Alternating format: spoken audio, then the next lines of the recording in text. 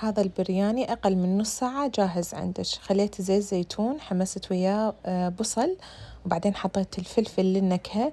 الخضروات اللي تحبوها تقدرون تخلوها. أقلبهم سوية وأبدي أخلي صدر الدجاج، قسموا بالطريقة اللي أنتوا تحبوها، ونبدي نحمسهم سوية ويا الخضروات. هسه يجي دور البهارات. أهم شي إنه نخلي ورق غار، دارسين، بهارات البرياني، كاري، كركم، اللي تحبونه، بس ضروري بهارات البرياني ها. وهسه يجي دور البوتيتا والجزر اللي سويتهم بالقلاية الهوائية. تقدرون تضيفون بازاليا هم. أقلبهم سوية شوية، خليهم على النار. وبعدين يجي دور التمن. التمن أني هنا بازلته سالكته ورا نص سلقة يعني، وبعدين حطيت عليه بهارات البرياني، شوية كاري، أوزعه فوق الخلطة هذه، وأضيف عليه شوية مي وعوفة يتهدر على راحته. ماكو أسهل من هيجي. خلص استوى عندي خلال 5 دقائق تهدر.